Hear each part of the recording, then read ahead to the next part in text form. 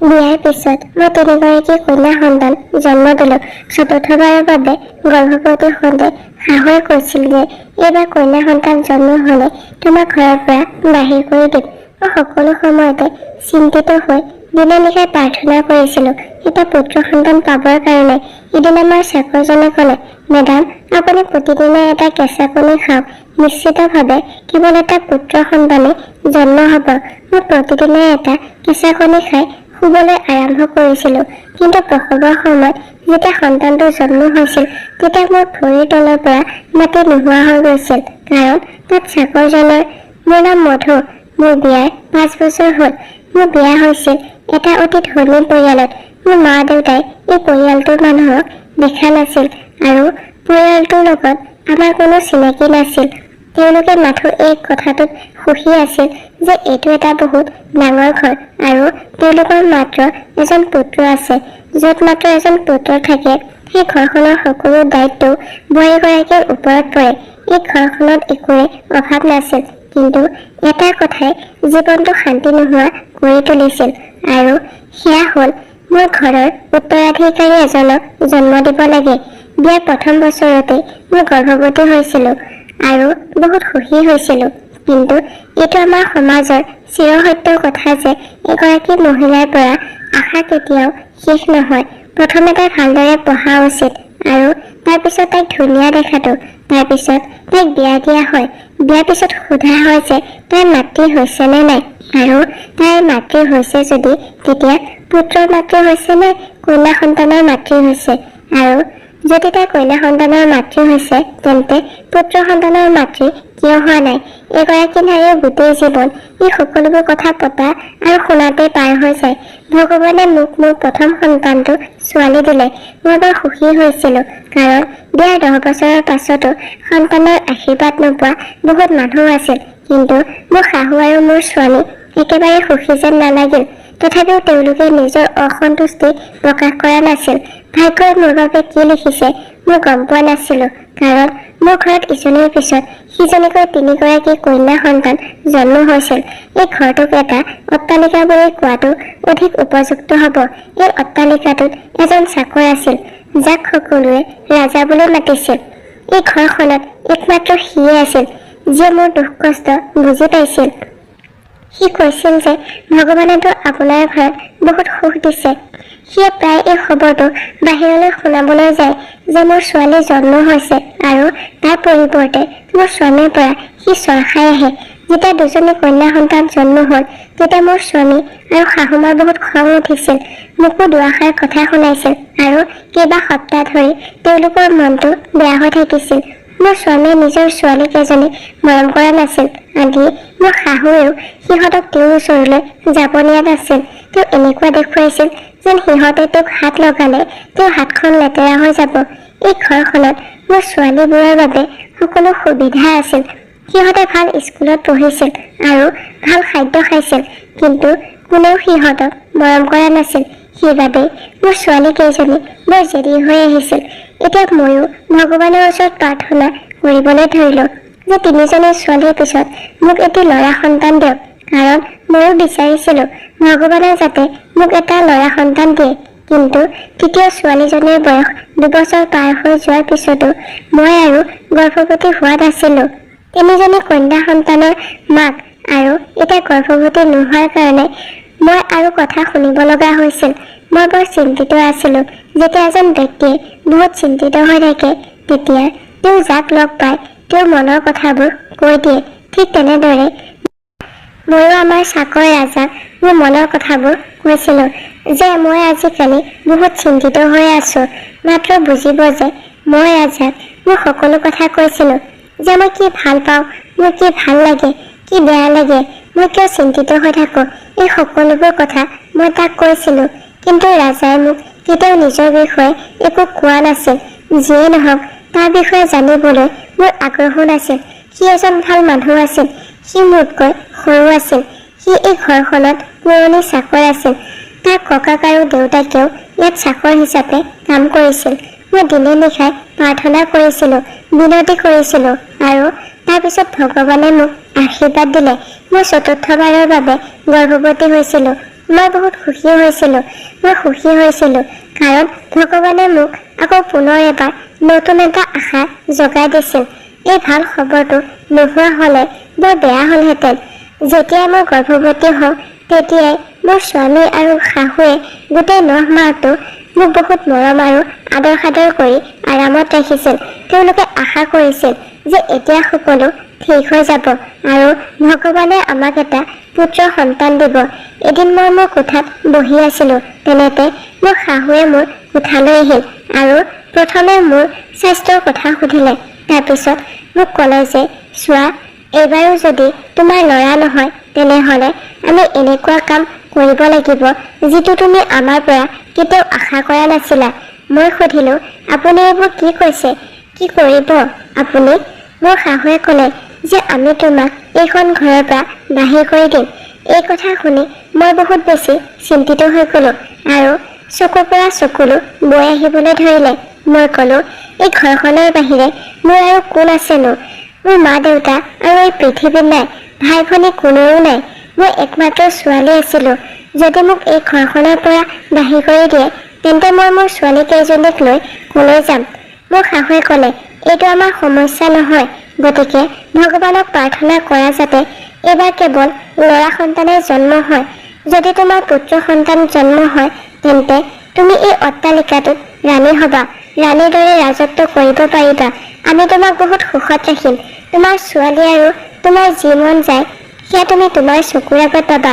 কিন্তু যদি তোমাৰ ল'ৰা নহয় তেতিয়া তোমাক আকাশৰ পৰা উঠাই মাটিত পেলাই দিয়া হ'ব। মই মোৰ ল'ৰাটোক দ্বিতীয় বিবাহ কৰাই দিম। মই তোমাক 4টা সুযোগ দিছোঁ। যদি তুমি এই 4টা সুযোগৰ পিছতো আমাৰ পৰিয়ালক এটা উত্তৰাধিকাৰী দিব নোৱাৰা তেন্তে সেইটো তোমাৰ দোষ। মোৰ শাহুৰ মনত যি চলি আছিল তেওঁ মোক সেইখিনি কথা ক'লে আৰু আনকি এইটোও ক'লে যে যদি তোমাৰ পুত্ৰ সন্তান জন্ম নহয় তেতিয়া তুমি তোমাৰ 4জনী ছোৱালীৰ সৈতে ইয়াৰ পৰা যাব লাগিব। মই বিচলিত হৈ পৰিলোঁ। তেওঁ ইমান কেনেকৈ নিষ্ঠুৰ হ'ব পাৰে?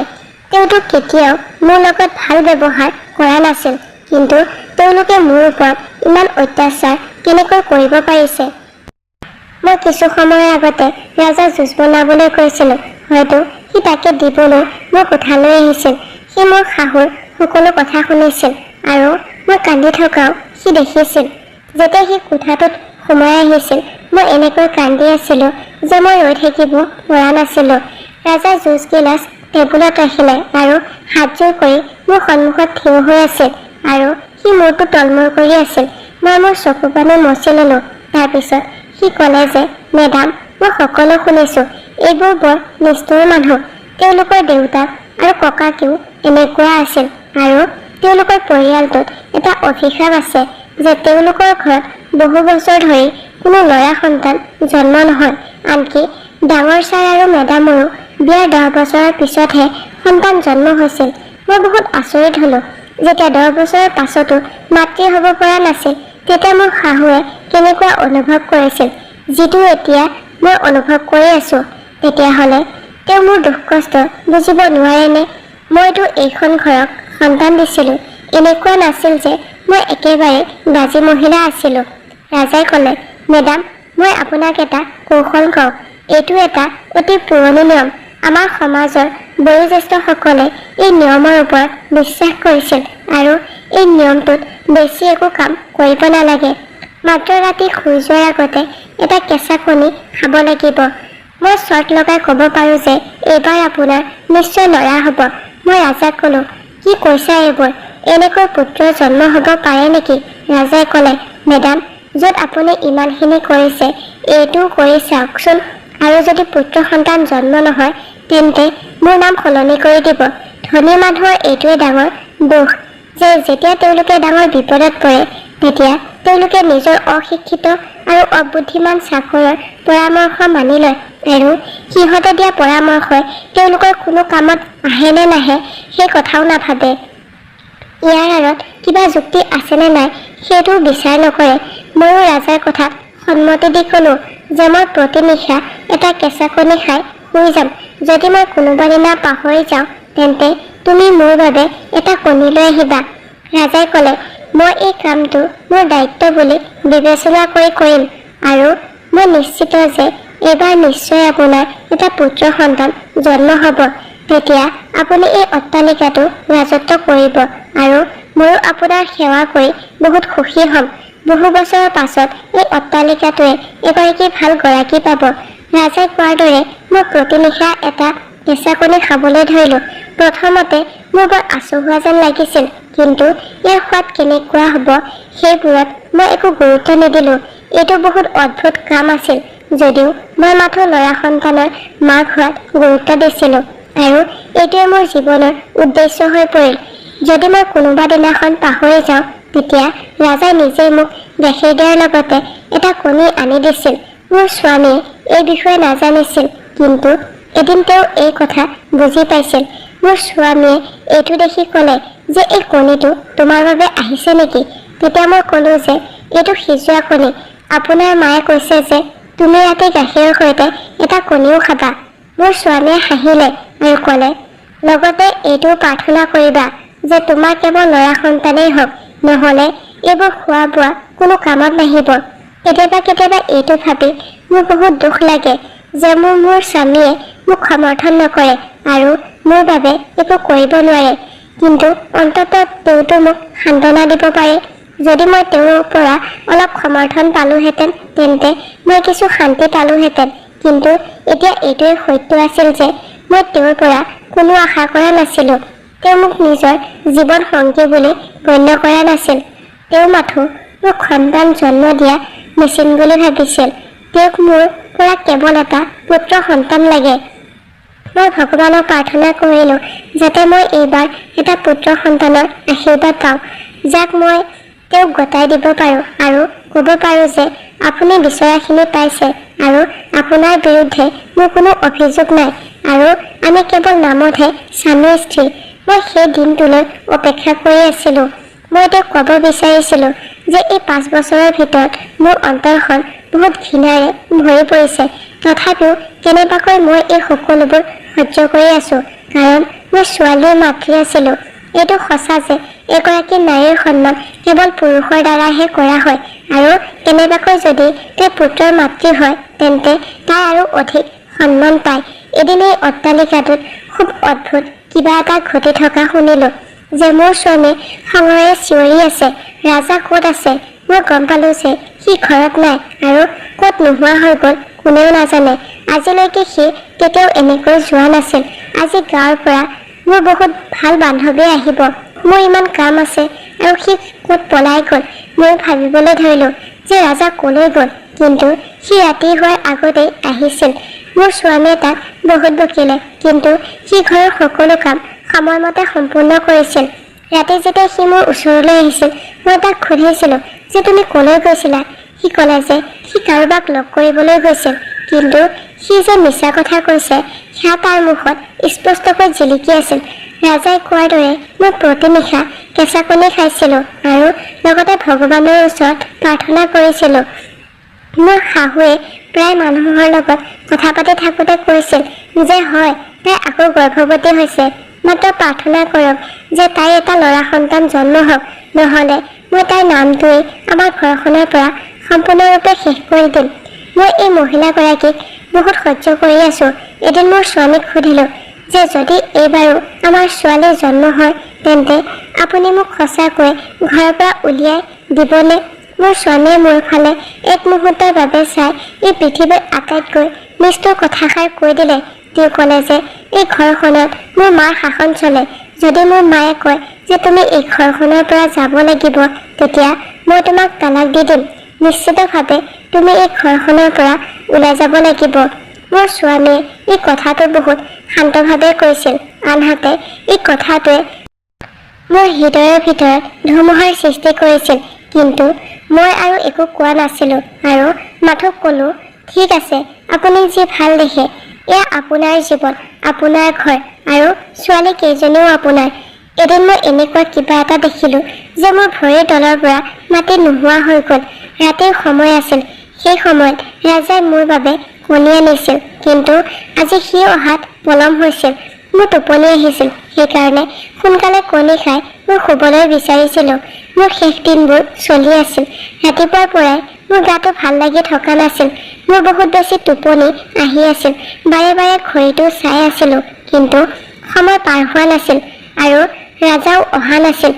তেতিয়া মই ভাবিলোঁ যে মই নিজেই গৈ চাম যে সি কি কৰি আছে, আৰু যদি তাক ক'তো দেখা নাপাওঁ তেন্তে মই পাকঘৰত থিয় হৈ মোৰ কাম কৰি উভতি আহিম। যেতিয়া মই পাকঘৰলৈ যাবলৈ আৰম্ভ কৰিলোঁ তেতিয়া মোৰ স্বামীয়ে মোক সুধিলে যে তুমি এই সময়ত ক'লৈ যোৱা? মই ক'লোঁ যে মই খোজ কাঢ়িবলৈ যাওঁ, ভৰি দুখন বহুত ফুলি গৈছে, যদি মই অলপ খোজ কাঢ়ি দিওঁ তেতিয়া আৰাম পাম। তেওঁ ঠিক আছে বুলি কৈ কিতাপ পঢ়াত ব্যস্ত হৈ পৰিল। যেতিয়া মই পাকঘৰৰ ফালে আহিলোঁ তেতিয়া পাকঘৰৰ খিৰিকীৰে এটা দৃশ্য দেখিলোঁ। দৃশ্যটো দেখি মোৰ ভৰিৰ তলৰ পৰা মাটি নোহোৱা হৈ গ'ল। মই দেখি আচৰিত হ'লোঁ যে মোৰ সন্মুখত এখন ট্ৰে আছিল য'ত এগিলাচ গাখীৰ ৰখা হৈছিল আৰু ৰাজাৰ হাতত এটা কণী আছিল যাৰ ওপৰত সি কিবা এটা পঢ়ি ফুৰাই আছিল। তাৰ পাছত সেই কণীটো ট্ৰেত ৰাখি সি পাকঘৰৰ পৰা ওলাই আহিবলৈ ধৰিলে। তাৰ পাছত মোক দেখি সি এনেকৈ চক খাই গ'ল যেনেকৈ চোৰে পুলিচক দেখাৰ পিছত ভয় খায়।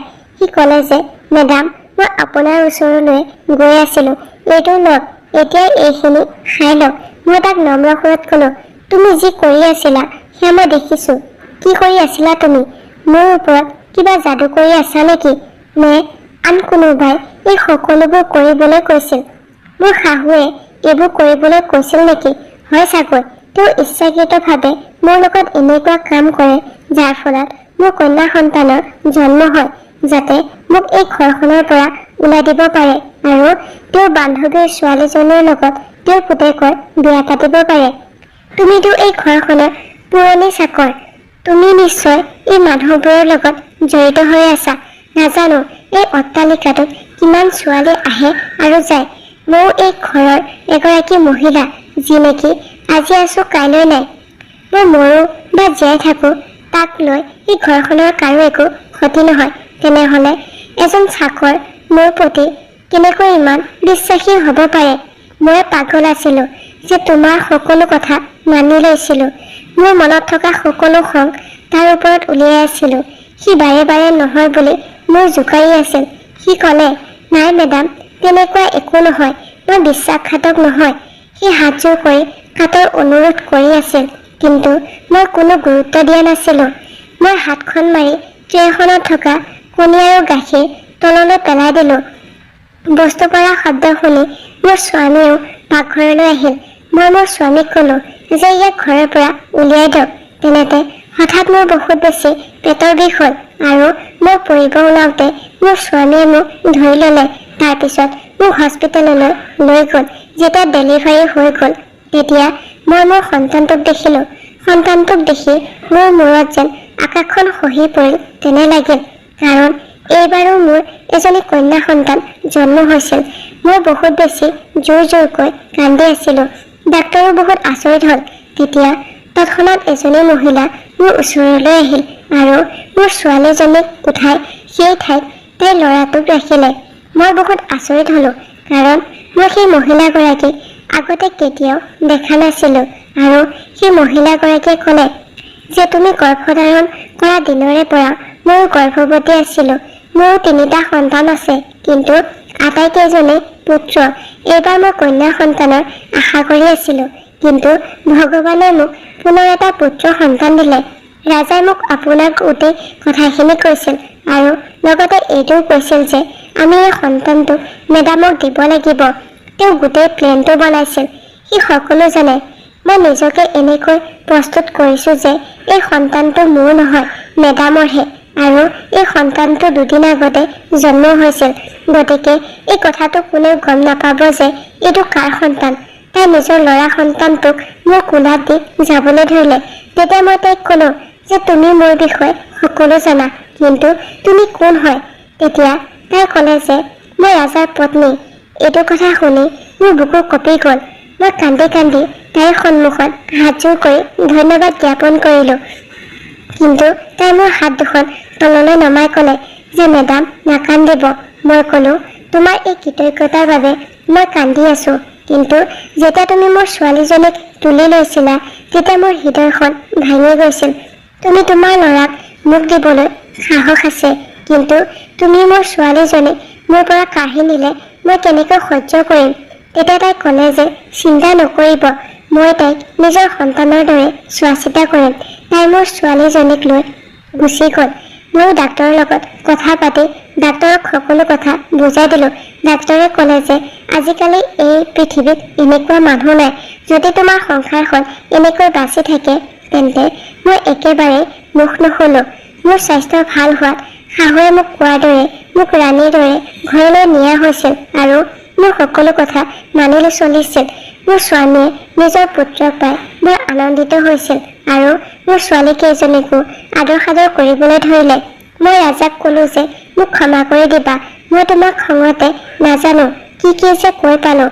সি ক'লে, মেডাম কোনো কথা নাই, মই আপোনাক অকণো বেয়া পোৱা নাই। মই বুজি পাইছিলোঁ আপোনাৰ পৰিস্থিতি। সেই কণীটো ইয়াৰ লগত কোনো সম্পৰ্ক নাছিল। মই মাত্ৰ ভাবিছিলোঁ যে মই মোৰ সন্তানক আপোনাৰ কোলাত ভৰাই দিম, কিন্তু মই যদি আপোনাক আগতে এই কথা ক'লোহেঁতেন তেন্তে আপুনি কি ভাবিলেহেঁতেন। ইয়াৰ উপৰিও মই আশা কৰিছিলোঁ যে ভগৱানে আপোনাক পুত্ৰ সন্তান দিব, কিন্তু যেতিয়া গম পালোঁ যে আপোনাৰ কন্যা সন্তান জন্ম হৈছে তেতিয়া মই মোৰ পত্নীক তৎক্ষণাত আপোনাৰ ওচৰলৈ পঠিয়াই দিলোঁ। মই বিয়া পাতিছোঁ, কিন্তু এই কথা মই কেতিয়াও কাকো কোৱা নাছিলোঁ। আপোনাৰ ছোৱালী আমাৰ ঘৰত নিৰাপদ হৈ থাকিব আৰু আমি যেতিয়া 3জন ল'ৰাৰ পিছত ছোৱালী পাইছোঁ তেতিয়া এইটো স্পষ্ট যে তাই আমাৰ ঘৰত ৰাণীৰ দৰে থাকিব। আপুনি চিন্তা নকৰিব, আপোনাক লগ কৰাবলৈ মই তাইক লৈ আনিম। তাক মই বহুত ধন্যবাদ দিলোঁ। মোৰ শাহু আৰু স্বামীয়ে যি বিচাৰিছিল সেইখিনি পালে। মই এতিয়া এই ঘৰটোৰ ৰাণী আছিলোঁ। এদিন আমাৰ ঘৰলৈ এজাক ধুমুহা নামি আহিল। মোৰ শাহু আৰু মোৰ স্বামীয়ে গাড়ীত বহি ক'ৰবালৈ গৈ আছিল। তেনেতে তেওঁলোকৰ গাড়ীখন দুৰ্ঘটনা হয় আৰু দুয়োজনে এই পৃথিৱীখন এৰি গুচি যায়। মই মনতে ভাবিলোঁ হয়তো ভগৱানে তেওঁলোকক মোৰ ওপৰত কৰা অত্যাচাৰৰ শাস্তি দিলে। এতিয়া মই এই অট্টালিকাটোৰ মালিক, গোটেই অট্টালিকাটো মোৰ আছিল। মই ৰাজা, তাৰ পত্নী আৰু সন্তানক গাঁৱৰ পৰা একেবাৰে চিৰদিনৰ বাবে এই অট্টালিকাটোত থাকিবলৈ দিলোঁ, যাতে মই মোৰ ছোৱালীজনীক মোৰ চকুৰ আগত ডাঙৰ হোৱাটো চাব পাৰোঁ। সময়ৰ গতিত সকলো ল'ৰা ছোৱালী ডাঙৰ হৈ আহিল আৰু মই মোৰ সৰু ল'ৰাটোক ৰাজাৰ ছোৱালীজনীৰ লগত বিয়া কৰাই দিলোঁ। এইদৰে মই মোৰ চতুৰ্থ ছোৱালীজনীকো ঘূৰাই পালোঁ। ৰাজাই তাৰ কৰ্তব্য বহুত ভালদৰে পালন কৰিছিল। কেৱল মোক সহায় কৰিয়েই নহয়, এই ল'ৰা ছোৱালীবোৰক ডাঙৰ দীঘল কৰাত সি মোক বহুত সহায় কৰিছিল। এতিয়া আমি সকলো বহুত সুখী। ভগৱানক প্ৰাৰ্থনা কৰিব যাতে আমি সদায় এনেকৈ থাকিব পাৰোঁ।